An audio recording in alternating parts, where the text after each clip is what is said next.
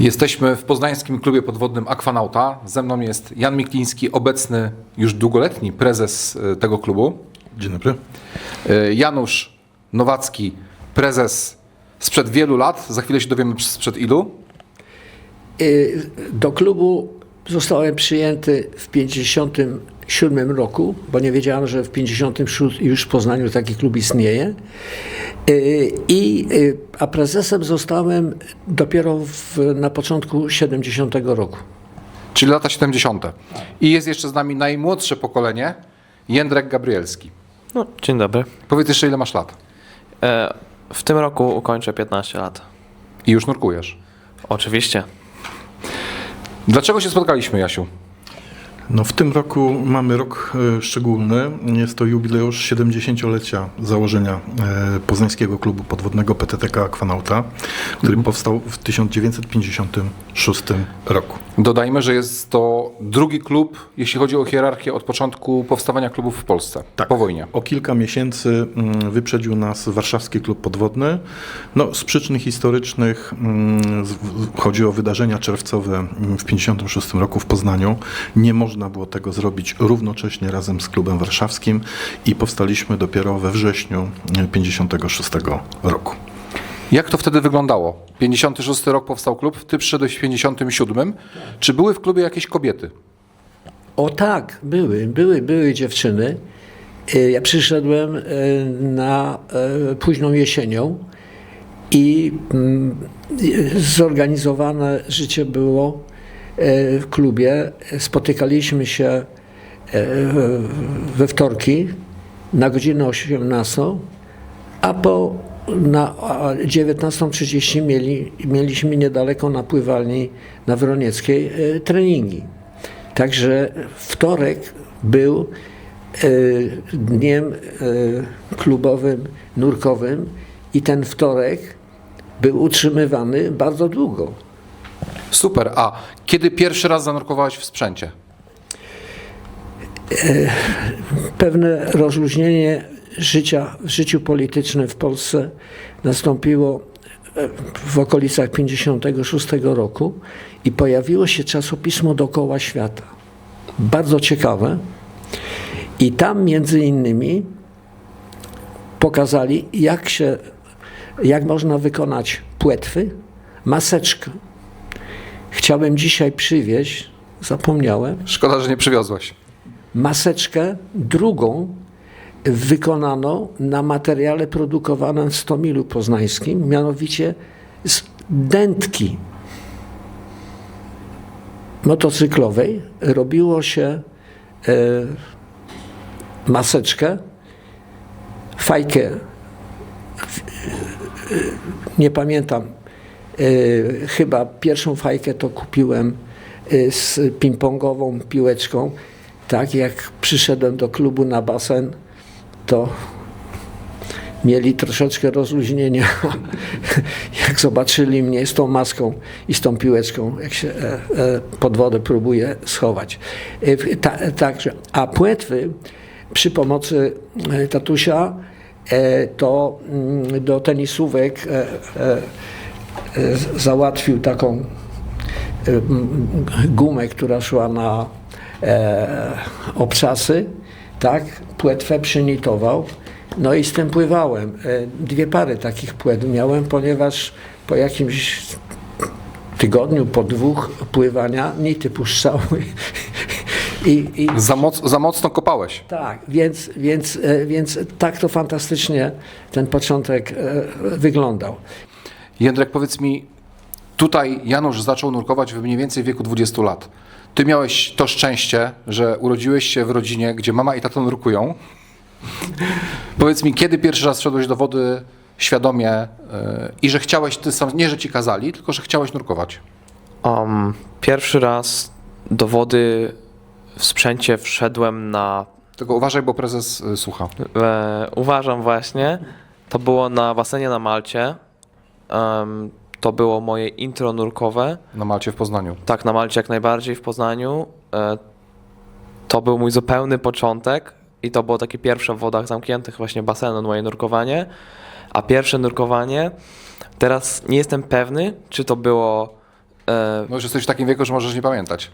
No, znaczy ja akurat wtedy to w ogóle nie przykładałem, w sensie, no może nie wartości, ale nie skupiałem się na tym, co było pierwsze, tylko na tym, że wow, jestem Jest. pod wodą. O cholera. I teraz masz 8 lat i uzyskujesz. Brązową gwiazdkę, pierwszy stopień młodzieżowy, no byłem z siebie dość dumny, ale wracając jeszcze do tego pierwszego nurkowania, to teraz nie jestem pewny, czy to było polowanie na szczupaka w Jeziorze Połowickim, czy to było nurkowanie w Dahab w Egipcie na Lighthouse'ie. To Jasiu nam pomoże. Pierwsze twoje nurkowanie było jak najbardziej w Dahab, w wodach otwartych. Wtedy miał właśnie robiony kurs na srebrną gwiazdkę. To było pierwsze jego nurkowanie poza basenem. Natomiast dodam tylko, że jego pierwsze takie prawdziwe zanurzenie z automatem nastąpiło u nich w domu w wannie, jak miał 7 lat. Okej. Czy nie było głęboko? Nie było głęboko, ale skończył 8 lat, zrobił uprawnienia płetwonurka w stopniu brązowym, młodzieżowego. Przez 2 lata bardzo aktywnie, praktycznie rzecz biorąc, nie upuszczając prawie żadnego basenu, nurkował w basenie, więc później zrobienie mu kursu na srebrną gwiazdkę to była już czysta przyjemność. Masz 14 lat i Mam 14 lat i... Co się stało? Sporo się stało. P1. No dokładnie. Chciałem do tego przejść, że kurs P1, no w tym roku, znaczy nie, to już w zeszłym roku był kurs P1. Uwaga, ukończyłem go i jestem nurkiem P1.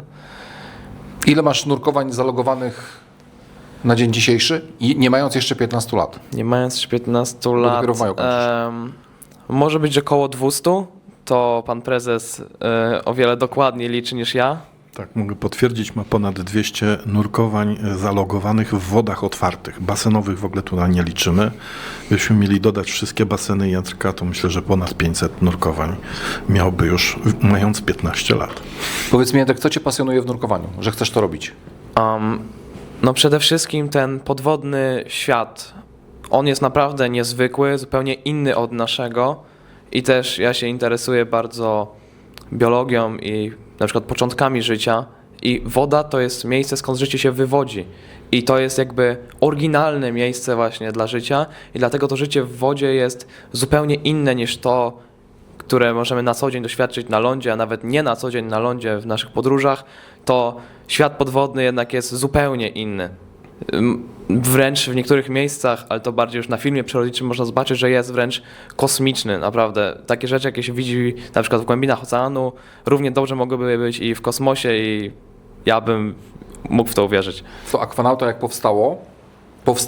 powstał klub podwodny poznański Aquanauta, no to głównie polskie wody, jeziorka No, głównie tak. i Bałtyk później, nie? Pamiętajmy, że jednak to są lata, jak to się mówi, żelaznej kurtyny. Zorganizowanie pierwszych obozów zagranicznych w Jugosławii, ale to mimo żelaznej kurtyny wyjazd do tej Jugosławii nie był łatwy. Później obozy w Grecji, pierwsze wyjazdy do Egiptu, słynny przecież wypad Aquanauty i Poznańskiego Klubu Działalności Podwodnej, tak zwaną polewaczką do Akaby. To były wyprawy porównywalne może dzisiaj z Artemis II. Natomiast oczywiście upadek żelaznej kurtyny, odzyskanie paszportów i wolnego wyjazdu na cały świat pozwoliły w tej chwili poszczycić się, iż stopa Aquanauty nie dotknęła jeszcze Antarktydy i Arktyki, natomiast nurkowaliśmy Ale już to na dobrze, wszystkich coś jest przed kontynentach, tak, na wszystkich kontynentach świata. Chcemy zrobić taką mapę i ją opineskować. Boję się, że pineski się nie zmieszczą. A dopiero macie 70 lat. A mamy dopiero 70 lat, natomiast łączymy tą świat milczenia, który znamy jakby z tej drugiej strony tafli wody, łączymy też z poznawaniem zakątków świata jako turyści. Tak? Jesteśmy w końcu klubem PTT-kowskim, więc łączymy te dwie funkcje. Jeździmy w ciekawe miejsca, zwiedzamy je z dwóch stron, i na powierzchni, i spod wody. To teraz takie pytanie. Do wszystkich was to samo, po kolei. Twój kurs P1 ile czasu trwał? 1 sezon. Ale ile to jest jeden sezon? 2 miesiące? 3. 3 miesiące. Twój kurs P1? No, 3 miesiące basenu i później 2-tygodniowy obóz. Czyli jeszcze się nic nie zmieniło cały czas. Mówię o 2001 roku. Tak. Jędrek? No mój trwał bardzo krótko. Nie, no mów, bo to się właśnie zmieniło w czasie. Nie, to się nie zmieniło w czasie, tylko zmieniło się to, że już te wszystkie baseny miałem, bo kiedy ja podchodziłem do kursu P1, ile ja mogę mieć nurkowań? No ponad 150. Ponad 150 nurkowań miałem już, bez basenów. Ja byłem bardzo opływanym nurkiem, więc Na ilu jakoś... byłeś obozach? Jeszcze raz? Na ilu byłeś obozach? Żadnym. Okej. Tak. W zeszłym roku na jednym. Ale to już... No na ale jednym, to ale to jako- był kursowy Ale już. to było Kursowy. 5 dni obóz na wodach. Znaczy, zmierzam do tego, że w dzisiejszych czasach kurs podstawowy można zrobić w tydzień. Można, niemniej jednak my hołdujemy praktyce, którą wypraktykowali nasi najstarsi, bo uważamy, że ona jest jedyna i słuszna. Nadal organizujemy szkolenia w trybie basen, który trwa 2-2,5 miesiąca i następnie 5-dniowy... Ale to są zajęcia raz w tygodniu, 2 razy w tygodniu? To są zajęcia raz w tygodniu. Czyli 2,5 miesiąca, 2,5 raz w tygodniu. miesiąca, raz w tygodniu. 2 godziny? Przez no tak, tyle ile basen, plus oczywiście jeszcze wykłady. No to wiadomo, część teoria. teoretyczna i następnie jest obóz 5-dniowy nad jeziorem. Jasiu, rozmawiamy o sprzęcie, o klejeniu pianek i tak dalej. A pamiętasz, w którym momencie pierwszy komputer pojawił się na twoje ręce? Pierwszy komputer pojawił się na moje ręce wraz z rozpoczęciem kursu. Czyli od razu w naukowego. 2001? Tak, od razu w 2001 roku. Podstawowe Sunto. No nie, ale rozmawiamy o CMASie, to na tabelach się na pewno uczyłeś. Oczywiście, że tabele to był obowiązek i nawet przez pierwsze 2 chyba lata to zawsze w kieszeni jacketu miałem na wszelki wypadek tabliczkę żółtą z tabelą Bill-Manahana, ale komputer już wtedy był. To już były te możliwości. Co prawda wydałem na niego chyba całą pensję wówczas, no ale to był pierwszy sprzęt nurkowy, jaki sobie sprawiłem, oprócz pianki, to był właśnie komputer nurkowy. A powiedz, jesteś od 2001 do 2026 w klubie Aquanauta, to jest 25 lat, ćwierć wieku. Jak widzisz, jak ty widzisz zmiany pokoleniowe i czy było więcej, czy mniej, jak to się kształtowało, jeśli chodzi o ilość osób zainteresowanych nurkowaniem w Aquanaucie? No, w czasach, kiedy ja się znalazłem w Aquanaucie, w Poznaniu już było kilka innych prężnie działających Różne klubów. federacje i tak dalej. Było to około mniej więcej 30 osób, które po prostu stanowiły tak jakby trzon tego klubu. No dzisiaj mamy tych osób 50. Wydawałoby się, że przez 25 lat tylko tyle osób doszło, ale to jednak jest tak, że na 10 osób, które się zapiszą, 8 z takich czy innych względów po kilku latach się wykrusza, bo się przeprowadził, zmienił pracę. Bo się pojawiło dziecko. Albo się pojawiło dziecko, albo się pojawiła nienurkująca druga połowa. Więc pomalutku, ale się jednak rozrastamy. Natomiast dzisiaj możemy poszczycić się dużym zapleczem technicznym, odpowiednią ilością butli. Kiedy ja przyszedłem do klubu, tych butli było dosłownie kilka, były może 4 kamizelki i 5-6 automatów.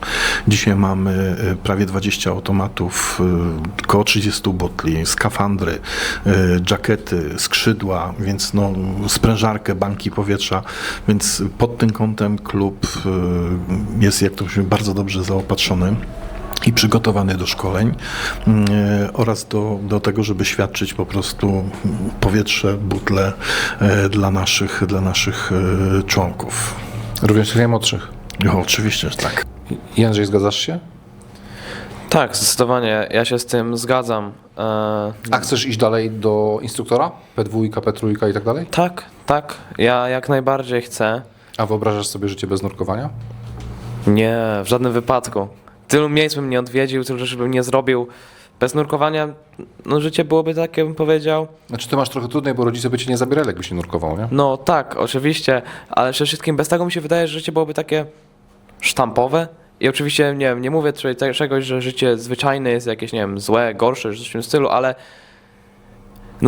to mi rodzice przekazali taką filozofię tego, że doświadczenie jest ważniejsze niż posiadanie na przykład. To bardzo widzę w sobie, że ja w sumie nie pragnę jakoś mocno takich materialnych rzeczy, pragnę tych doświadczeń. To moja prababcia, niestety jej nie poznałem, mówiła takie bardzo mądre słowa, taką prostą mądrość, że tego, co przeżyjesz, czego się dowiesz, ani ogień, ani woda, ani wojna ci nie zabiorą. No, dodam tylko, że mottem naszego klubu od zarania dziejów są słowa doktora Charlesa Babe'a, prekursora nurkowania, człowieka, który na początku XX wieku zanurzył się jako pierwszy na prawie 1000 metrów w swoim batyskafie. Powiedział takie słowa: człowieku, zanurz się pod wodę.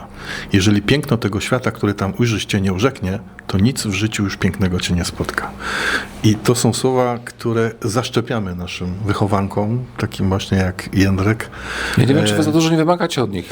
Obudzi się, musi cytaty, musi to powiedzieć, tamto. Myślę, że jest to jakaś forma edukacji i z doświadczenia swojego już prawie 20-letniego instruktorskiego mogę powiedzieć, że skuteczna. No i super. Jako Perfect Diver życzymy wam minimum jeszcze co najmniej 70 lat Dziękujemy. w pięknym i pełnym rozkwicie. I do zobaczenia pod wodą. I do zobaczenia pod wodą. Albo na balu. Zapraszam.